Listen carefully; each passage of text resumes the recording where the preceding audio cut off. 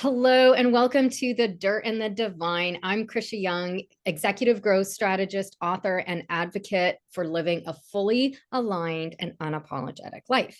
This podcast is rooted in the belief that every beautiful life grows from both the messy and the magnificent. And here we share real, raw stories of people who faced life's hardest moments, took radical responsibility, and chose joy and alignment over avoidance. My hope is that you hear these conversations and think, wow, if they made it through and found happiness, so can I. This space is about honoring both the dirt and the divine because together they shape a life worth living. Now, please note that this podcast is for general discussion only and is not a substitute for therapy, legal, or professional advice. We're just here to have fun.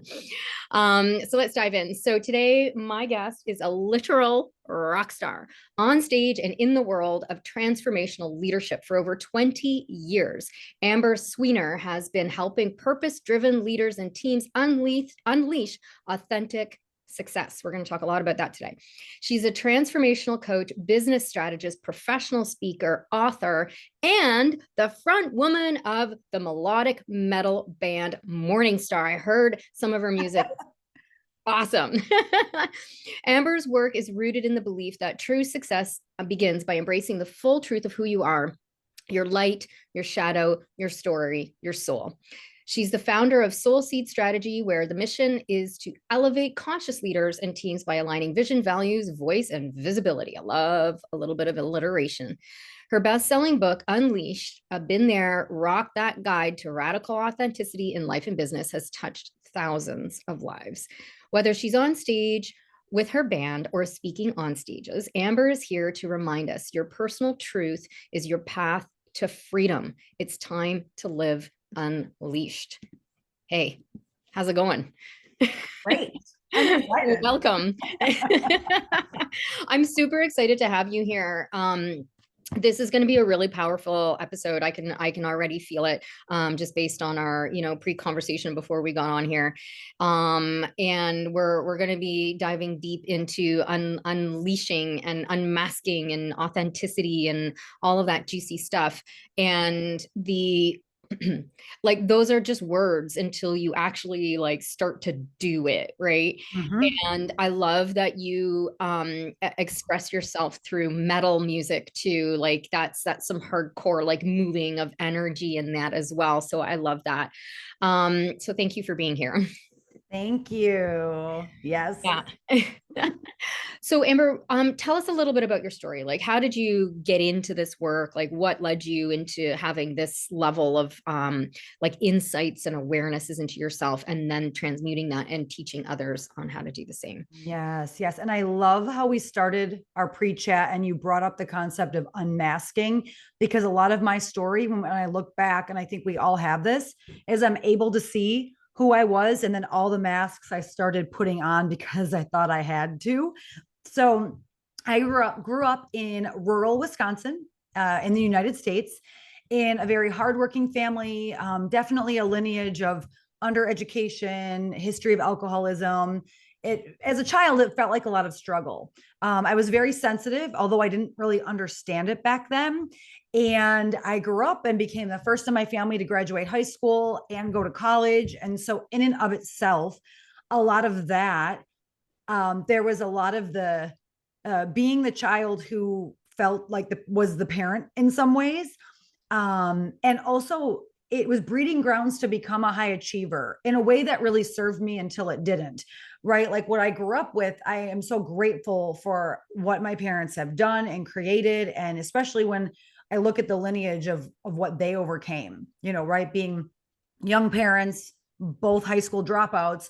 So to look at that and the struggles that came with that, I'm proud of what I was able to accomplish, but it definitely created in me being a high achiever who also had a lot of lack and money wounds that I really started to then unpack in the last 10 years of my journey of business ownership.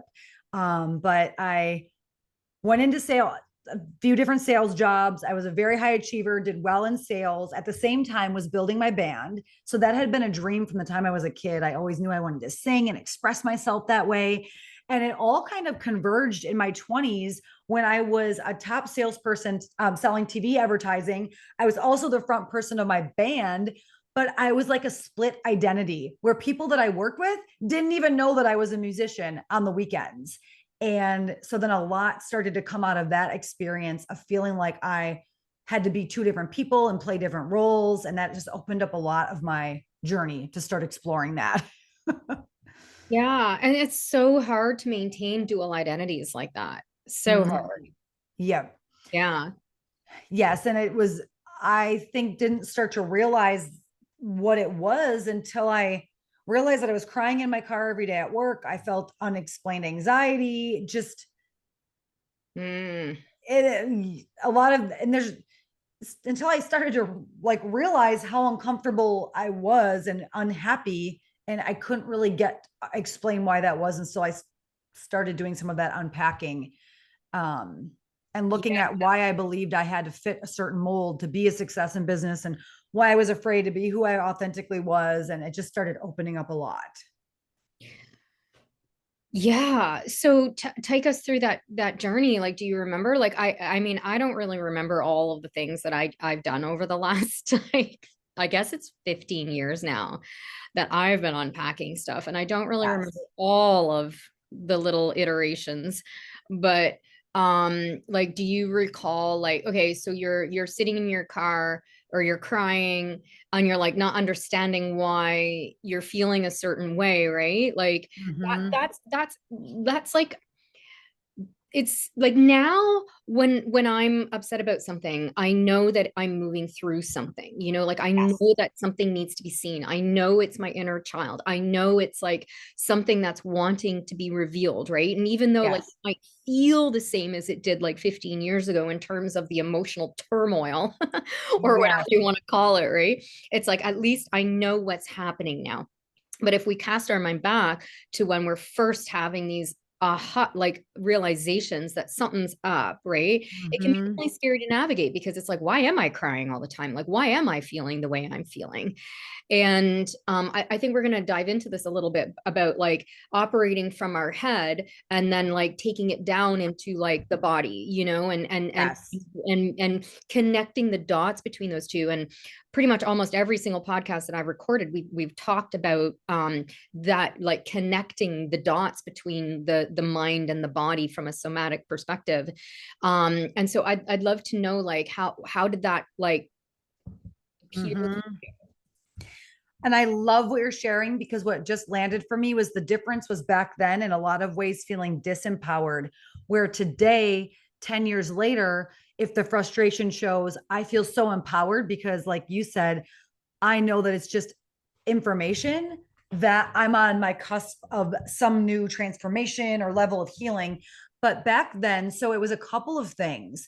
It was, and I Mhm. think the biggest was that I'm highly self motivated and freedom is my top value.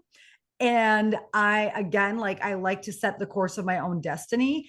And even though I was doing really well in the sales job, I still had to follow their rules with like being at the office from 8 to 5, even though I would then be out in the evenings, like building relationships or hosting clients. So things like that really ticked me off. Like, why do I need to be back at the office at 8 or 8:30? Like, I just worked all night. I am the driver of my own success. I don't, it was this duality of you're asking me to fit the mold, but not fit the mold. Like, I have rules to follow, but yet you want me to, set my own sales goals and keep achieving them. Like, it's kind of like I was employed by a company, but yet very autonomous. And so some of that conflict, where I was like, I either want the ability to, I want to be set free to do it all my own way. And I realized, for good reason, within working at a company, there are some set of rules, right? So there was that, but there was also that I felt that I was called towards something more or different. I was selling advertising. I was good at it. I loved it, but I was like, this isn't all that I'm ever meant to do. Yeah, I could stay here and keep making this level of money selling ads over and over and over. but is that as far as I'm going to go as a soul? And I couldn't quite explain it other than it was something that I started like journaling or thinking about. And it was like a whisper that was over the course of a few years until it brewed to the crying in my car every day, like this feeling of I'm selling myself short if I only stay here. And it was a lot to unpack because of my money traumas growing up, and where there was a lot of lack mindset in my lineage, and my parents worked really hard, but we just always got by. And I had put myself in a position where I'd worked really hard and was a top salesperson. So there was a lot of that fear around, well, how am I going to keep paying for this lifestyle or the things I need if I step out and build a business? I wanted to build a business, but I couldn't do it while I was at my job. So to answer your question, it was crying, anxiety, the knowing that that job wasn't the right place for me. And so my experience of starting my business, it became the biggest catalyst for my healing and personal growth. From that journey of then starting my business and subsequently a number of the things I started confronting. And a real big one was about a year in. I started as a brand marketing company, and I had a lot of clients doing web design and marketing services. I had no problem getting clients, but if they ever needed a change or they wanted to ask for more than what was a part of the agreement, I was struggling to charge what I should be charging, redo the contract. And it was the weirdest thing because I logically knew that's how you should do business. But I all of a sudden had all these worth things showing up where I was telling myself, well, I want to be viewed as a nice person. I should just be nice and do it for them. Or if I would say, yeah, we can build 3 extra pages on your website, it's going to be this much money. And if they gave pushback, all of a sudden it was forcing me to confront why I was afraid of those conversations. So that was one of the first big things that started to show itself around a lot of these self-worth wounds that I had, and stories I was telling myself about what it meant to be like a person who could stand in their power and just own the worth of what the project was worth and know that it had nothing to do with my worth. Yeah. And like you literally just spoke to the journey of, I think, everybody I know that's ever stepped into entrepreneurship, especially coming from corporate. You know, Mm-hmm. and the what you said is like, I think all of us, corporate turn entrepreneur, should have this on our business card that says, and our website, a little disclaimer that says, we got cracked open. Yeah. We got cracked wide open when starting a business. It's a thing. I mean, it's a meme almost in a way for people like us who did go from corporate and then jumped, like, cuz it was the same for me. Like I jumped into running this coaching business with like zero experience, never sold anything before in my entire life, but I had a very similar experience where I was having like this whisper. It does start out as a whisper. It is this little thing. For me, it was like, I just want to help people. That was Mm-hmm. it. Like, I just want to help people. I want to help people. I want to help people. And I was working in this corporate job, and it very similar where I was like, don't tell me what to do. Stop making me conform. I was here until 10:30, 11 o'clock last night. You want me in at 9 o'clock in the morning? Like, no, sorry. And that rebel, like that rebel, like, don't tell me. Freedom's my top value too. So we're twinning. um, and yeah, and this is such a common story for so many people who are in this sort of like realm of like, wait a minute, there's something more here. There's something different. And this like goes to our masks and being performative and putting on a show in one area, and then yet knowing that there's something else, there's something else. And it does start as this tiny little whisper, a tiny little knock, a tiny little like poke on our elbows or whatever, not elbows, shoulders, or it could be our elbow. Maybe it's all the Maybe joints. it's all of it. I don't know. Are these even body parts? Like, um, but you know what? Okay. Oh my gosh, there's so much in this.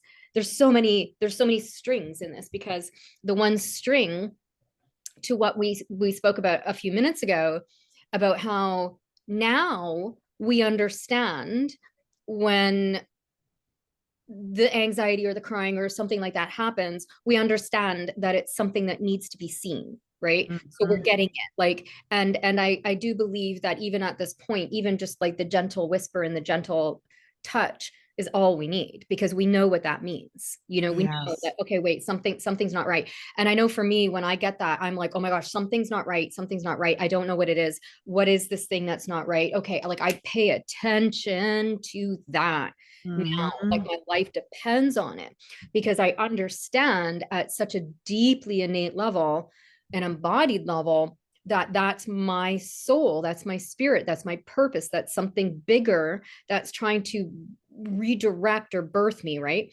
And if we go back to, you know, those days in corporate where we are conditioned to be a machine, you know, and it's like you must conform to this thing so you can get paid the salary to have the lifestyle.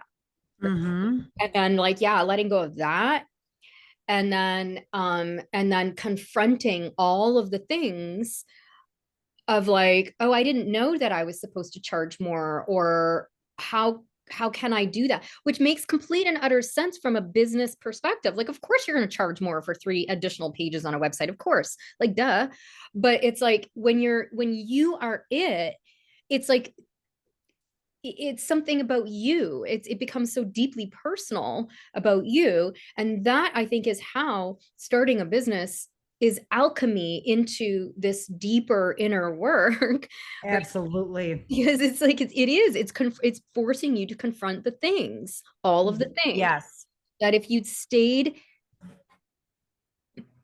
ignored the tap and then the throat punch, eventually it becomes a Mhm. throat punch, right? If you ignore those things, eventually you become numb, Yes. right?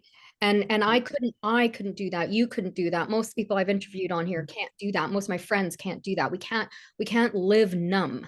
We cannot. It just, like, our souls won't let us to live numb, you know? And so there's like a rattling and a breakthrough that needs to happen in order for whatever that needs to be birthed. But in that, it's painful and it's hard and it's confronting, and it's like it is removing all of these masks, and Yes. it's Yes. facing all of this stuff. So let's talk more about that.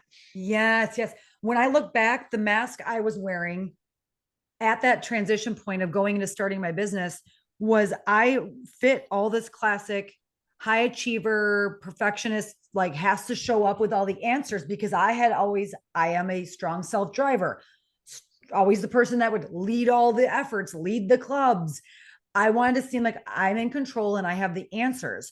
And when I was in those first few years of my business, I mean, that felt like death to be someone who could ask for help.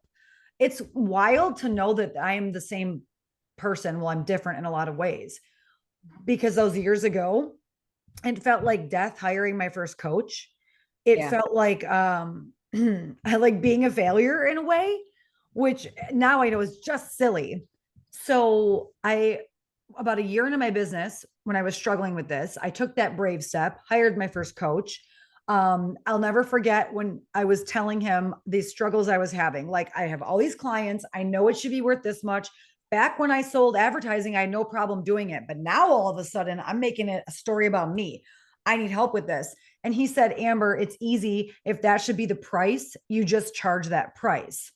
Which, of course, I had to laugh, because if it was easy, I would have done it. And that, coaching didn't exactly help me solve it, but that became a catalyst for me, where I started, I'm big on creating models, and I just started deciphering every thought I was having, every feeling and emotion, and what actions I was doing or not doing. Where was I taking an action? Where was I in avoidance?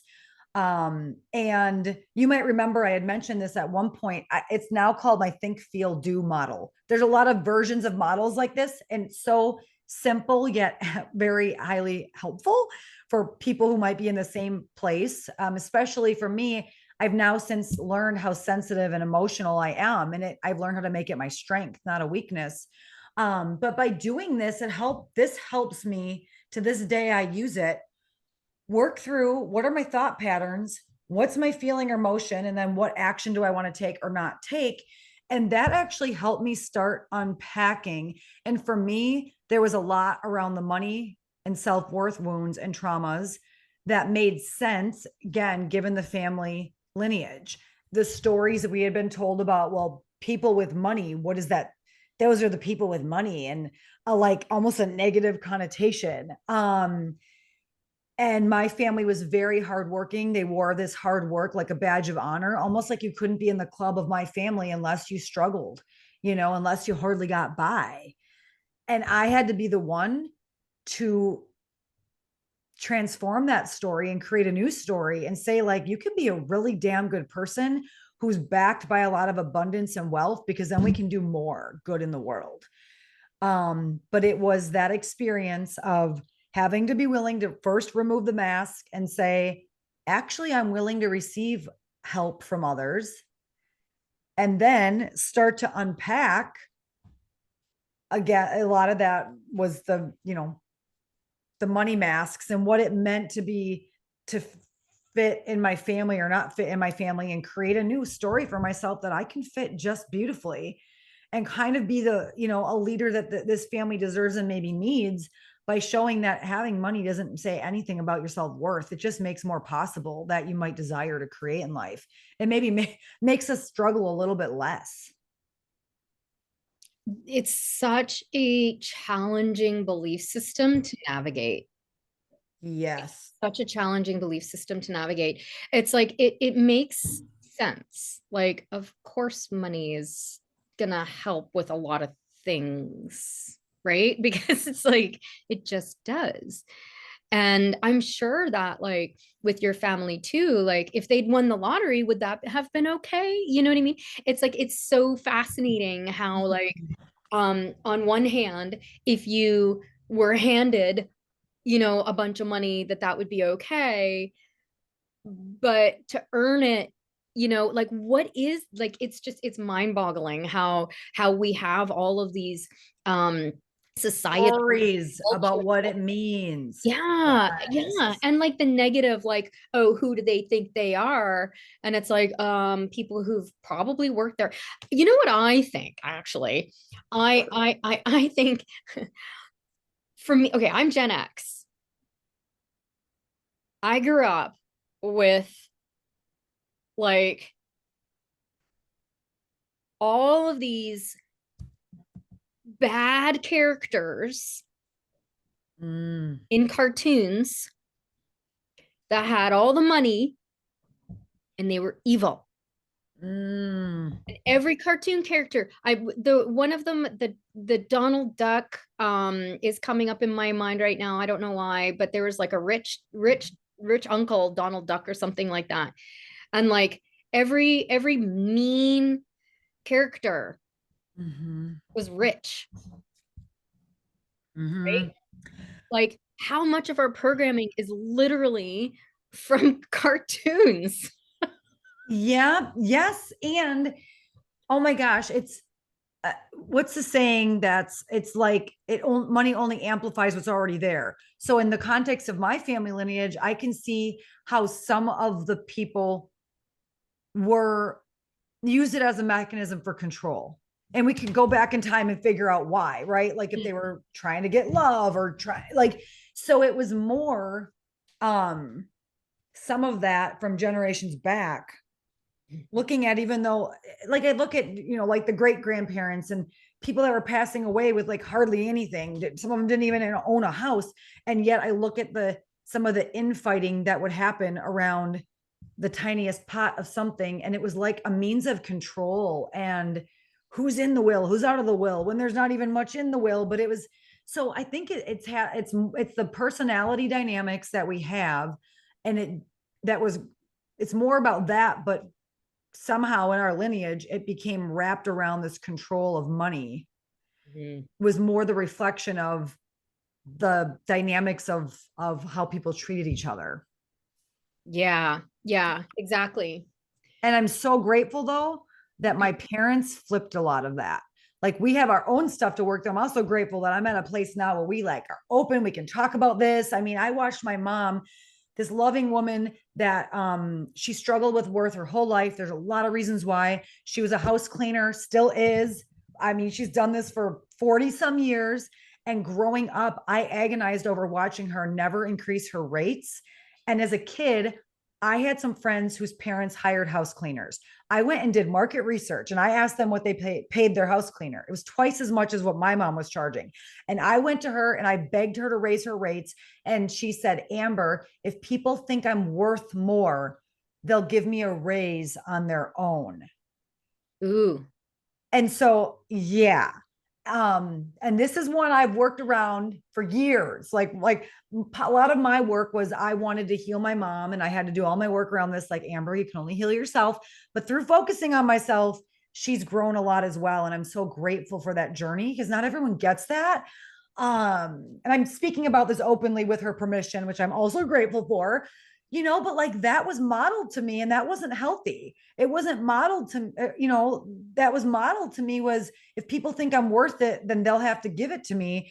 And I had to learn in that journey of growing my business, because that's what I think that was the root that I started to uncover. This, well, if they think I'm worth it, if they think they should pay more for those extra web pages, I guess they'll give it to me. I had to learn how to stand in the power and not make it about my worth. That was like, this is a service. You can choose to work with us or not. We're going to do freaking amazing work. Do you want to hire us or not? And I had to really work on not making it about not making myself responsible for what they could afford or not, or what they were willing to invest or not. So I know where that, by doing that think, feel, do model, and it took me like months, by the way. This isn't a simple, like, oh, we get the answer right. Hell, this has been a multiple years journey. Let's be real. But that's a lot of it for me. Mm. I've there's so many threads here still. Healing yourself heals others. The money modeling ran in my family until it ran into me. Yeah. And then it being a rite of passage. And like when you were sharing your story about your mom, I have something kind of similar about my dad, and that he was a catering truck driver his whole entire life. And so what does that mean? It means that he had this like a cube truck, and you lift the side of it and there's like coffee and donuts and pop and chips and sandwiches and stuff, and there's like a hot thing where a hot oven where the sandwiches would be warmed up, and then all the cold stuff and everything. And I spent my entire childhood riding shotgun with him, and this was in Toronto. And then we would go like to all the different like offices where they didn't have like close restaurants or anything like that, and there was no cafeteria or anything. And so this is a thing in Toronto that they do, and they'll drive the truck, beep beep beep the horn, and then everybody would come out the back and line up and get their coffee, get their food or whatever 3 times a day, whatnot. And the way my dad did it was he had credit, so this was something that was a thing. And they would have like he'd have just like a cardboard piece of paper, and he would have everybody's name written down and their credit and what they owed. And then these people were supposed to pay him on payday at the end of the week. And then I would hear my dad getting upset, like at the end of the week. He's like, this person didn't pay, and that person didn't pay, and that person didn't pay. And then so what would happen is my dad couldn't pay, or like because there'd be a bill at the catering headquarters where you're buying the food. So you buy the food on credit, people buy it, and then you take that money and then you pay your bill at the end of the week. Well, my dad half the time couldn't pay the bill, or didn't had to go into his own profits. And so he would end up going home with way less money than what he should have had everybody paid. And I remember as a little girl being like, Dad, what the fuck? Like same kind of reaction, right? Like, what the? No, these people need to pay you. I remember just being like that, like so like emphatic about it. Like, Dad, you need to get paid. You need to get paid. These people owe you the Look at money, us fierce little like budding entrepreneur protectors of our parents. Yes. right? Did But he listen to you? then, so, no, and it showed up Mm, me in business. yep. Shows up, that same thing still shows up, like getting paid, paying, not having enough, having enough, all of that stuff still, Yes. like it shows up, and it's like and Yeah. it's this money modeling, right? And so it's like this does become a rite of passage, right? It is a rite of passage. You, if you are going to step into this, you're going to need to know that these things are going to come up, and you're going to have to go through these rites of passages in order to be able to be successful in Yes. your own right, you know? And that money modeling is definitely something that you need to look at. And then like just looping back to the masks that we wear, like, oh, well, I need to be somebody who, you know, I don't want to be seen as somebody who's asking for a raise because, you know, who does that make me? And then in that is the deeper stuff around running in your family until it runs into you, where like you, what we need to understand when we're doing this work is that there's a defiance here, because we're going against our parents. We're going against our family lineage. We're going against Yes. that have been belief systems forever. And that's why Yes. we're labeled as black sheep or whatever. But we're going against these family dynamics, internal family systems that have been here for so long that it's just normal. It's just a normal way of being. And so then you're like, betraying them almost in a way, and you've got to face that within yourself and within them, like who does she think she is? But then going to that healing yourself, healing heals others. I have found that in my work that I've done with on myself and when with my clients, it's like the internal shift is all that's necessary sometimes to create the external shift. So it sounds like with your mom, Yes. maybe there's been some of that in there in your family, like where they're finally starting to like kind of lean in, like maybe Amber's got a point. Yes. And I'm grateful that that has not everyone has the same experience, but with mine, it was they still love me. And so initially, we've all heard this, it's the fear because you're doing something that's out of the mold that they know. And they, out of their desire to protect, they wanted to keep me small. They didn't really want to keep me small, but their reaction was to keep me small.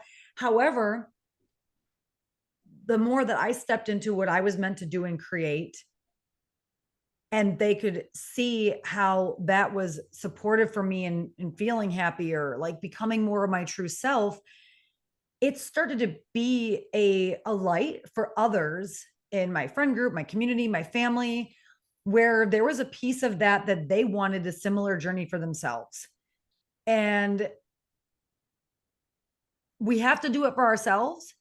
There's no guarantee about who will come along for the journey, but I have found so many times for myself and my clients how much we get pleasantly surprised by actually who comes around. Sometimes the people who they might be your critic for a while, or they might not get it, they might say hurtful things, and even sometimes they come around. And I think the hardest thing is in the when you're first really making some kind of transition in your identity, your way of being, your career, your business, your if it's a relationship change, it's always the hardest when you make that decision to step through the change, when you're still stepping into a new identity. But then once you're like over that kind of, I think of that first couple years as like getting over the hump of leaving the job and starting the business, and like then when you just keep walking your truth and you just keep aligning deeper, people, you're doing it for you, but other people are like, oh, like she ain't going back. Like, oh, she meant it. Like, what? Now this is transforming in her life. This is changing. This is changing. And then people are around me. And I even have them acknowledge like the witnessing, they love me who I was and how I am now, but we can all see that I'm more thoughtful in my communication. Like I'm great at being direct and I can see 20 steps ahead, but I have improved where I don't just come out and tell someone like my how it is, or like tell them all that I want all the I also can see all the things that could go wrong, which can be a gift and a curse, or like a shadow and a light and a shadow. Like they can see my growth in how I'm able to like remain my, stay calm. I'm able to be more supportive in how I ask questions rather than giving someone my opinion or telling them all the things that could go wrong. I'm more like, I'm a more curious person. I'm more grounded. I'm not driven by anxiety and this feeling like I have to keep running and accomplishing. I've grown and changed. And I think the people who love me the most, they probably like who I am a little more now. Yeah. Like what you're speaking to is, um, well, so the money modeling has come full circle in almost in a way, right? Because now your biggest naysayers, if you will, have come around, right? And so that money modeling that you received, you are now doing. And going back to what we were saying a few minutes ago about how, like, who do they think they are, and the negative sort of like projection of people with money or whatever. It's like, what I believe that we are doing is creating a new successful model, like a new success model, Mhm. and dare I say it, a feminine one, um, because this is way more graceful. That's the word I wrote Mhm. down, is graciousness. And I'm all about like the gracious no, like being Yeah, gracious in the way that you're being in this world is a huge part of what happens when you do the alchemy, I right? love that. Because it's Yes. like you can go ahead and um become successful. You can go ahead, you can become successful. Like you could have continued, I can so see you in advertising, by the way. You could have kept going down that route and achieved more and more and more and been in that head only space and like had some high achieving things happen. I could see that for you. And been empty inside and not fulfilled. And that's what turns people bitter. You're a projector. We're going to talk about that in a sec. What turns people bitter and what turns people angry and what turns people dead inside and dark inside, and then that's where greed shows up, and that's where selfishness shows up, right? When we're tapped into something in a way that is the where the mask is on, and there's a lack of authenticity. And authenticity here, it's such a stupid buzzword. I hate how all of these beautiful words are just like bastardized out there, but it's like authenticity is like a coming together of that graciousness and the desire, right? And so Yes. what you're doing, what you've done, what I'm trying to do, and is like building this new paradigm of success that's built on this deep level of authenticity because it's in such alignment with what's true, not the mask. And that Yes. requires very deep, deep, deep alchemy, very deep alchemy, looking at those money stories and saying, I don't agree with that. Walking through the fire of, I don't want to charge more. Like, no, it's they're gonna see me as this thing, and then doing it anyway. Like doing it anyway. I'm gonna vomit right now, but yeah, my rate is this for that, and Yep. you know, Yep. and like doing it and running away and whatever, over and over and over and over again. And what that does is it doesn't harden us, it softens us, it softens us, it softens. It's like a Yes. meat tenderizer to our soul, Yes. right? Yes. Oh, I love how you're explaining this. Yes. Yeah, I know it intimately. Yes. And it softens us and it loosens the grip. Yeah. Also, the more that we do it, and then the more, also I think it helped me a lot seeing the validation of clients that did have success, were happy with their outcome. That also, I think, helps in the brand building perspective, that we become less attached in regard to if they're a yes or a no or a not right now, because we can truly stand in the power of knowing the value of our work, the outcomes it provides energetically. There's that level of, when we're not coming from the proving or trying the manipulation to get them to say yes, we value ourselves enough to know that it needs to be a true match so that it's worth all of our investment. And that also helped in the journey to what you said. You say the thing and then you kind of run away, but you get some clients, you get the results, and we start to then see the true cost of a misaligned Oh yeah. client or team member or partnership. And so that softening, I also think of as trust in all of it. Mm. Trust in ourselves, I think, first and foremost. And Yeah. because that's why this is such deep work. That's why starting your own business and becoming an entrepreneur in this way is such deep work, because it is about trusting ourselves, like trusting yourself over and over and over again. Like you're betting on you. Like, no, I can't work with a client like this because it's draining, it's exhausting, it's this, it's that, Yep. like, I don't care. I'll eat spam for a week, like, or something, There's a cost to something, and Yeah. I've started to explore that, like the cost to my own soul sometimes is not worth it. Oh, never worth it. I Yeah. would say never worth it anymore for me. I can't, Yes. like, literally, I can't, Yeah. like, literally, my body won't allow me to do True. it Yes. anymore. Yep. It just won't. If it's not an aligned, yes, the cost is too big. Yeah. And it's not even a question for me anymore. It's just like, oh, Yeah. and what that does too is it makes us incredibly safe, because I actually got a message from one of my friends yesterday, I think. And she's like, you know what, babe, I keep going into your application form for this podcast, and I just like, it's such a no. And I'm like, cool, Yeah. good. Let it be a no. Let it be a no. I Yes. had my moment of, oh man, I really wanted to interview you because you're badass and I love you, but okay, I get that. Yep. I get that. And she's emotional authority. Mm. And so let's switch gears just Yeah, I love that because I'm an emotional authority emotional projector. Yeah. authority. And so, okay, we're switching gears over to into human design now for anybody who's not aware of what we're discussing here. And human design is a tool that I use I've been using for several years in my coaching business. And it combines science and astrology and the I Ching. And there's been a couple episodes recorded already where we dive into that. So you can go back to my episodes with Hannah Chapman and like pretty much almost everybody but Hannah Chapman, I unpack human design. And there's a page on my website about it. You can Google it. But it's like this blueprint for how you can operate the most effectively as a human in this lifetime. And I am half generator, half projector for sure. And a lot of my work, a lot of my stuff is projector. But I am technically an emotional generator, and you are an emotional 3-5 projector. I'm curious how the 5 shows up for you. I'm a 1-3. 3 is always fun. Mm. It's always fun.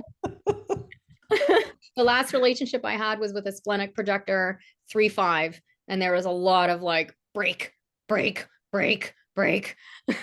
What do you mean by that? Oh, just like break, like the breaking of the bond. Like, this is not working. Break it. Break it. It's not working. Okay. Okay. Yeah. Yeah, the one is that investigator and research and Yes. knowing, and like, I got to know all the things, and I'm gonna like scan this and understand it. And Yes. 3 is like the bonds made and broken, the bond, like the trial and error, lots of trial Yes. and error. Oh, that didn't work. Yes. Okay, let's go back to the drawing board. Oh, that didn't work. Let's go back to the drawing Yes. board. Very I fun. am so grateful. 3. I'm grateful that my 3 was paired with a 5 because it's meant to then be able to share the wisdom and live the wisdom and share with the world, which I think is everyone's story to some extent. But I have to tell you, when I discovered human design about 5.5 years ago, it was a huge part of a big transformation point. Yeah. That was the point at which I was pivoting I had grown my brand strategy agency at that point. I had 10 employees. We were doing over $1 million a year. We had loads of awesome clients. The pandemic happened. A lot happened.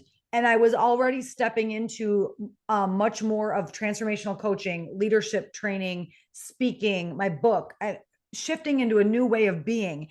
But I'm grateful that I was able to see this 3-5 pairing and saying, okay, all the shit that I'm living through is like serving a purpose. And yes, this fact that I feel that I'm meant to guide people in their transformation. I was questioning for a long time, like, Amber, do you just have a big ego? Like, why do you think you're special, that you're meant to support people's journeys? But my soul kept saying, no, you are actually meant to be a transformational facilitator. And then it really just helped a lot. It was oh, what's the word? Like comforting, reassuring, validating when I started to learn about my human design.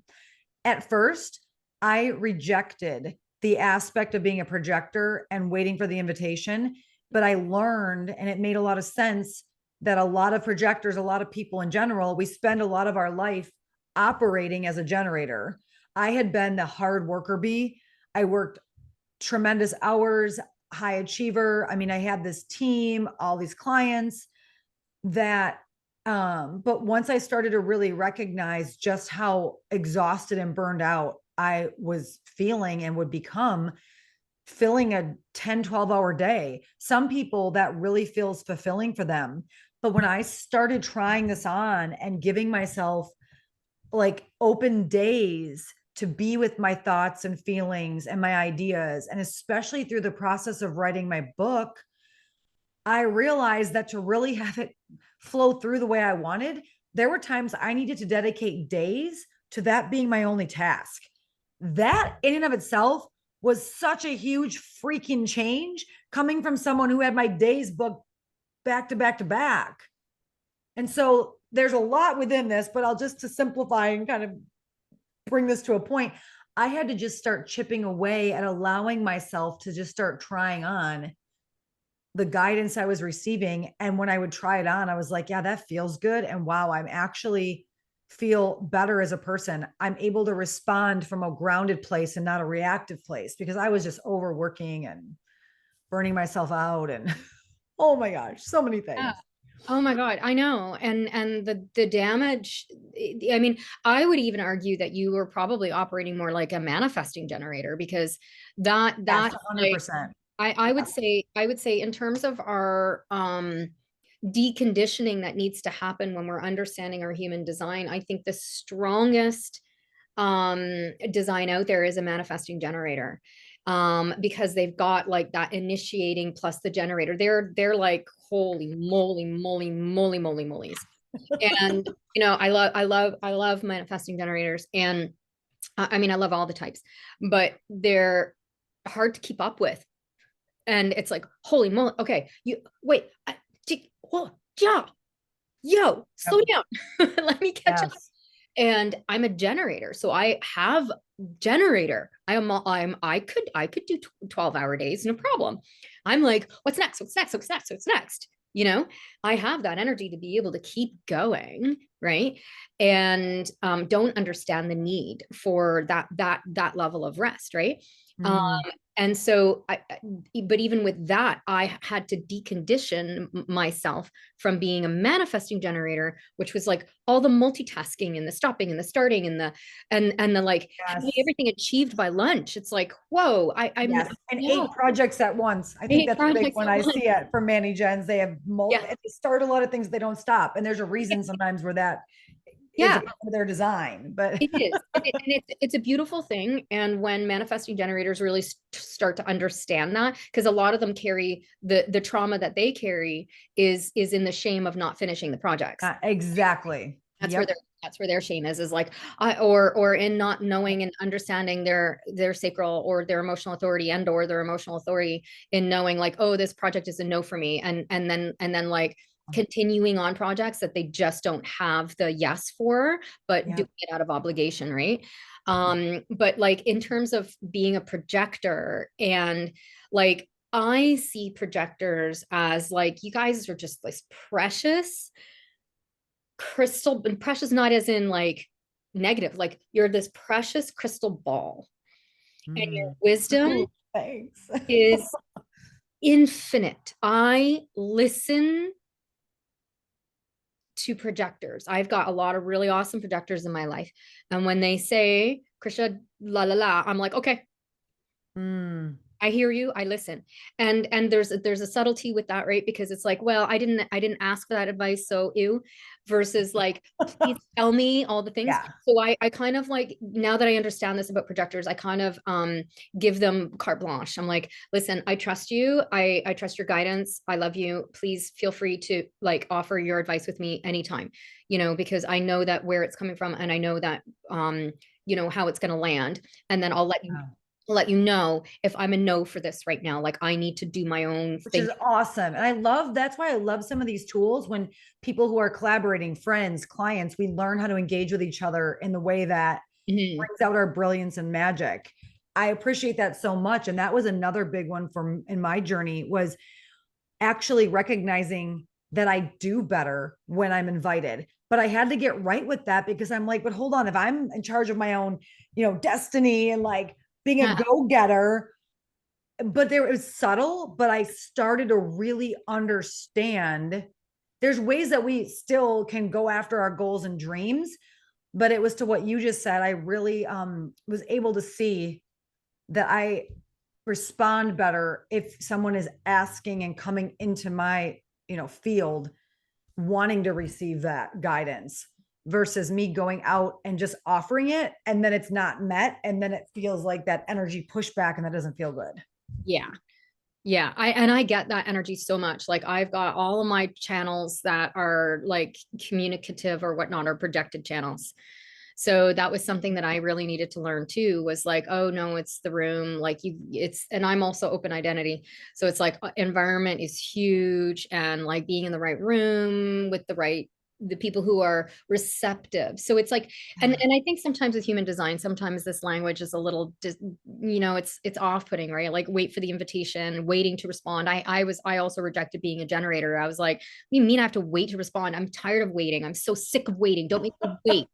And now I get it. It's not that like manifestors initiate.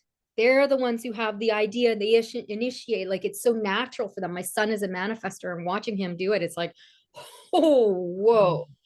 It is like lightning in a bottle. Yes. And then it's like, but it's not to say that I don't have my own lightning in my bottle, or you don't have Yes. your own lightning in a bottle. But It's learning our unique way of doing it doing is it. a Yeah. big. Right. Mhm. And then it's like, oh, I have an idea. And then like, oh, I'm internally responding to that idea. Yes, I'm a yes for that idea. And now like it's like presenting it, and are others responding to it? Or am I getting an opportunity to present this idea that is a aha for me, right? And for Mhm. you, it's like, Amber, like, wait a minute, you're saying something here that's really interesting. Tell me more. Or Amber, like, I really I want you to help me with this thing. Like I'm leaning in. Like that's an Oh invitation. yeah, anyone who watches this who wants to Yeah, get right with me, there you just did it, and I'm like, that's so oh, juicy, I'm in love.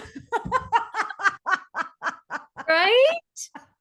I know. And that goes with this new paradigm of success. We should be wrapping up, but this does go with this paradigm, this brand new paradigm of success, that you're leading the way on that. And I think it's so beautiful. And it's about like what did we start with here? Like removing the masks, right? Yes.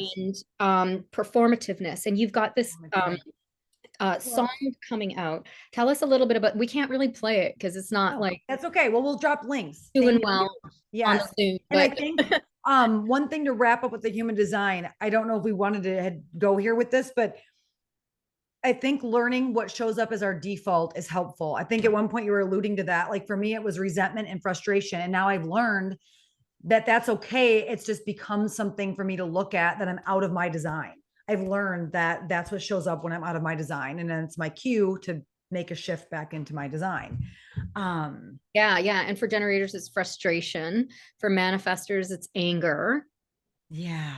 right? Yeah. Like, I think yeah. technically it might be bitterness for projector, but I think of it as like resentment and frustration. But Yeah. um, Yeah. and Yeah. then and that could be a time where I'm trying to wear a mask, right? Mm. Um, so in addition to my coaching and speaking, I'm been a musician for many years, and thank you for bringing the song up. and my band is Morning Star.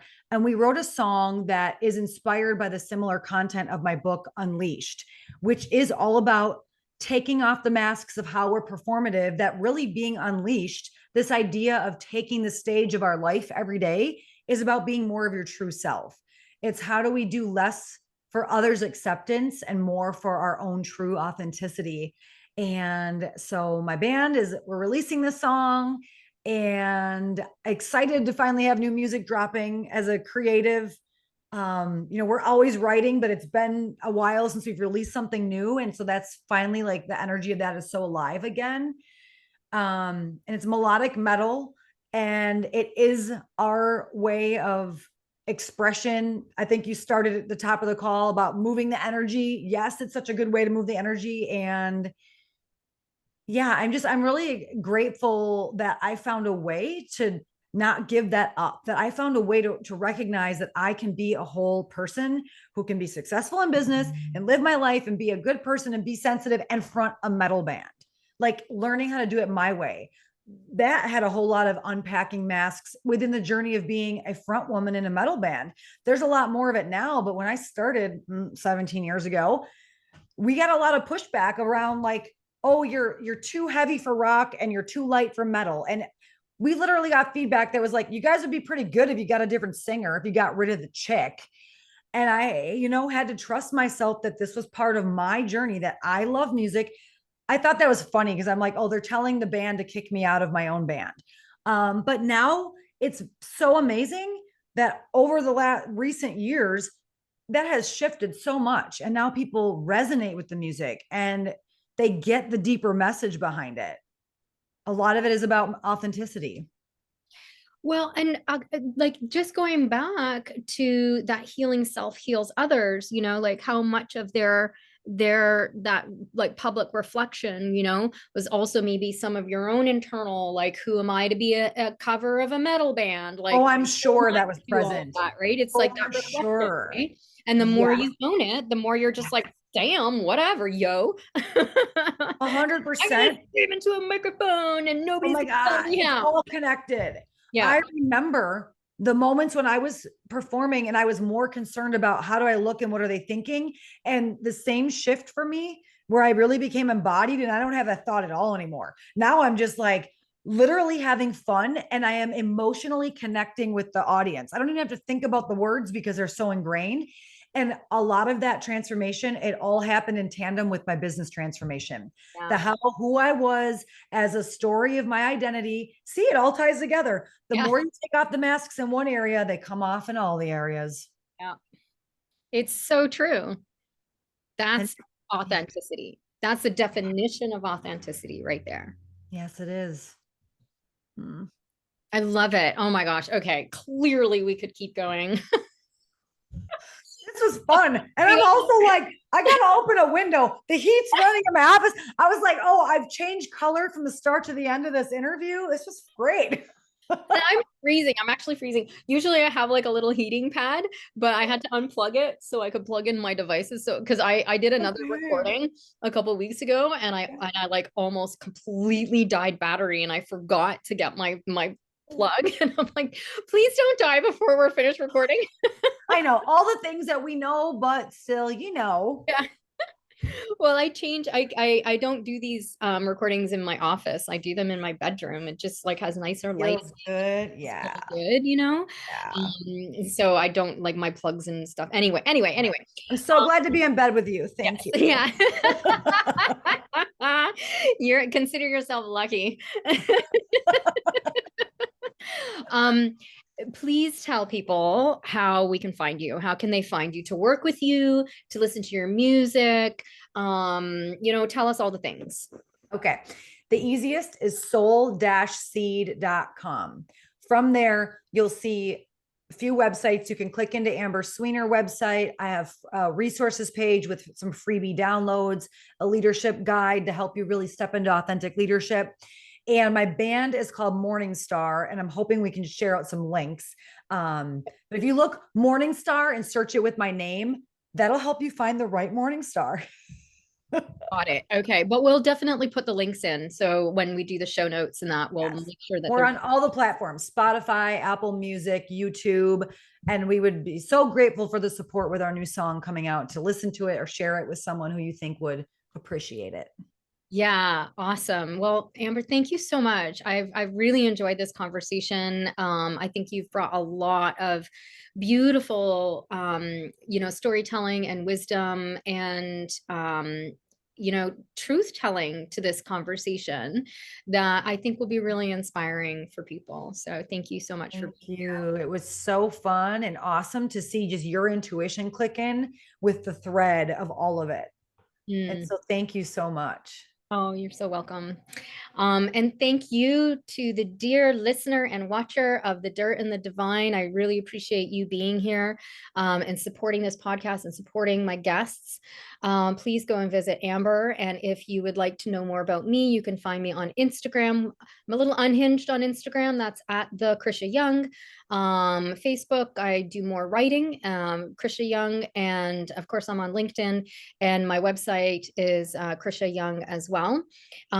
We're on YouTube, Spotify, and Apple. Please subscribe and share this podcast with people who you think would benefit from being in both the dirt and the divine. Thank you so much for being here. Thank you again, Amber.